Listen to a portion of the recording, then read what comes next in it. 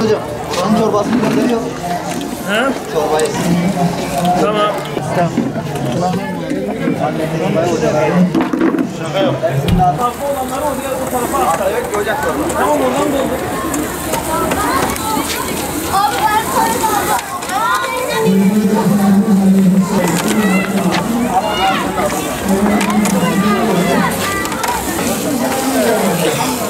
Kaç dakika var? 5 dakika var.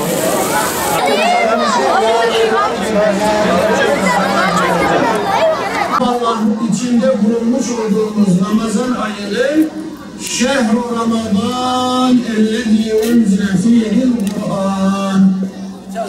Ramazan kendisinde Kur'an'ın indirildiği aydır. Dolayısıyla sevgili gençler, çocuklar, şimdi ben bir soru soracağım. İçinizde Kur'an okumayı bilmeyen var mı? Hepinizin Ramazan ayı kutlu olsun. Allah mübarek etsin oruçları. Böyle güzel günlerde birlik beraberlik içerisinde inşallah hep beraber Ramazanlarımızı kutlayalım. Bunlar hepsini bizim öğrencilerimizin adı değil mi? Senden dolayı bizleri bugün iftar sofrasında yalnız bırakmadıklarından dolayı teşekkür ediyoruz. Allah kendilerinden razı olsun. Sayın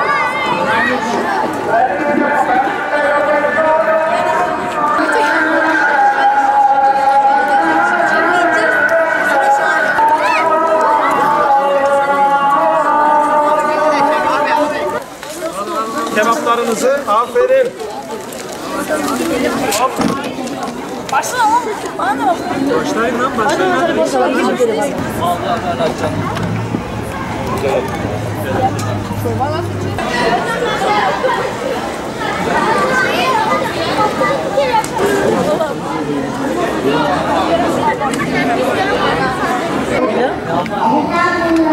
Elhamdülillah, bu nimet veren Allah, Peygamberin Resulullah, her dönemde Bismillah, altına eksilmesin, tersinde dökülmesin, gerisi kesilmesin, hep afiyet versin, ölenlerin göbeği için.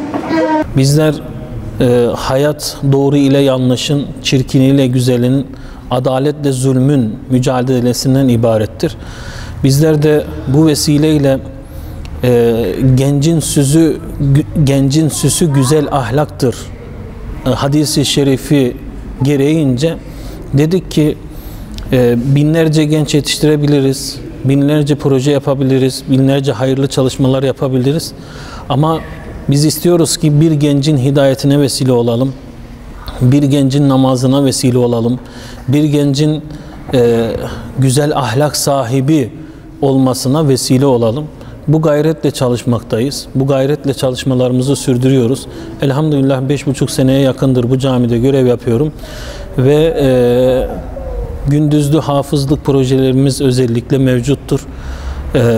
2 tane hafızımız şu anda da gündüzlü, aynı şekilde yarım hafız, hem 2 kardeşler, yetim çocuklarımız.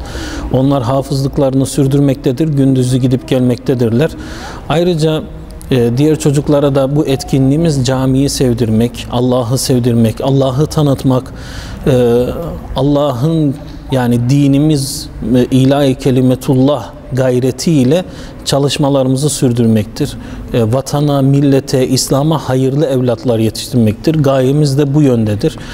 Elhamdülillah her Ramazan olduğu gibi bu Ramazan ayında da en çok teravih namazına gelen, en çok anne babasını, teyzesini, nenesini, dedesini getiren, arkadaşını getiren namaz sureleri, yani dualar ve anlamları, burada öğrendiğimiz hadis-i şerifler olsun, Allah'ın isimleri olsun ve kısa surelerin anlamları, bunları en çok veren, artı puan alanlar, birincide bayram namazına kadar birinci olan kişiye, çocuğumuza 1000 TL, ikinci olan çocuğumuza 750 TL, üçüncü olan çocuğumuza da 500 TL olmak üzere diğer çocuklarımıza da hiçbirinin gönlü kalmasın diye bir Kuba camimizin hediyesi olarak, bayram hediyesi olarak içinde 20 TL veya 50 TL bayram harçlığı, çikolatası, şekeri, kalemi, silgisi, açacağı,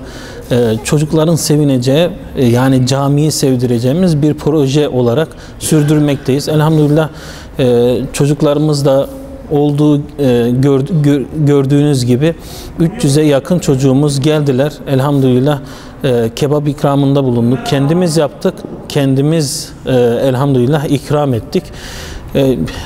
Allah hayır sahiplerinden de razı olsun. Onları tabi yani anmamak olmaz, mümkün değildir. Çünkü onların bu katkıları olmamış olsa bu hayırlı çalışmaları yapmamız mümkün değildir. Euzubillahimineşşeytanirracim. Bismillahirrahmanirrahim. Allah'a hamdolsun bir kez daha fani ve ömrümüzde süratle geçip biten ömür sermayemiz içerisinde evveli rahmet olan, ortası mağfiret olan, sonu da cehennemden kurtuluş olan, gelişiyle cennetin kapılarının açıldığı, cehennemin kapılarının kapatıldığı, şeytanların zincirlere vurulduğu, güzeller güzeli Efendimiz Aleyhissalatu Vesselam'ın yine ifadesiyle mübarek ve muazzam bir ay olan Ramazan-ı Şerif ayımıza eriştik, kavuştuk. Rabbimize hamdolsun, sonsuz şükürler olsun. Ve bugün itibariyle 14. orucumuzu, iftarımızı, en sevinçli anlarımızdan birisi olan iftarımızı Allah'a hamdolsun. Bir de burada görüldüğü gibi yavrularımızla, gençlerimizle, çocuklarımızla beraber cıvıl cıvıl bir iftar olunca bu sevincimiz ikiye katlandı. Hamdolsun Ramazan'ın başından beri bugüne kadar birçok camimizde bu şekilde gençlerimizle, yavrularımızla iftar programları yapıyoruz. Cami cemaatimizle, bazı camilerimizde o camimizin cemaati ve mahalle sakinleriyle iftar programlarımız oluyor. Yani elimizden geldiği kadar soframızı gençlerle, çocuklarla, fakir, fukara, garip kurabayla paylaşmaya çalışıyoruz. Ramazan'ı dolu dolu, yani dolu dolu derken manevi olarak ahiret azığımızı dolduracak şekilde geçirmenin gayreti içerisindeyiz.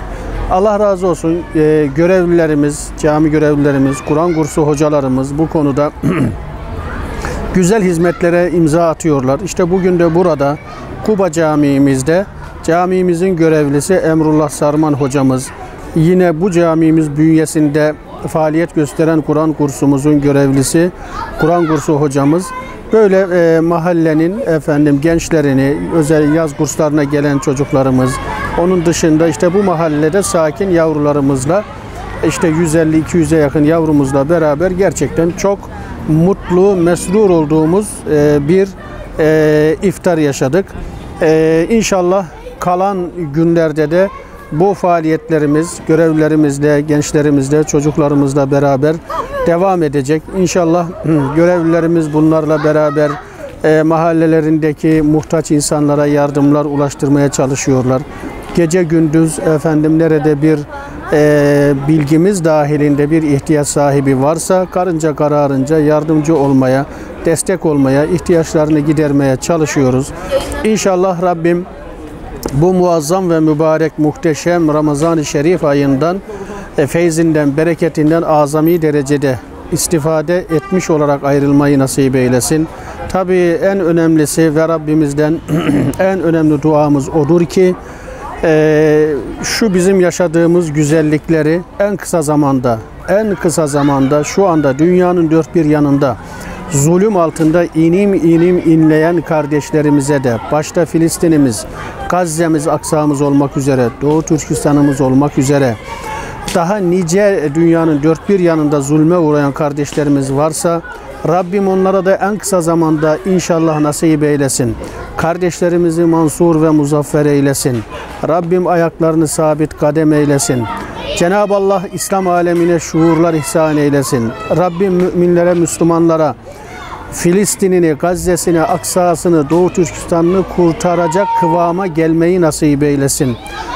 Ve en kısa zamanda bu kardeşlerimiz de inşallah şu bizim yaşadığımız Ramazanları yaşamalarını Rabbimden dua ediyorum. ve buradan sizin aracılığınızla bizi izleyen, bizi dinleyen bütün kardeşlerimizin Ramazanlarının hem kendileri hem şehrimiz hem de ülkemiz hakkında hayırlı, uğurlu, mübarek ve müteyemmem olmasını Rabbimden dua ediyorum. Allah'a emanet ediyorum.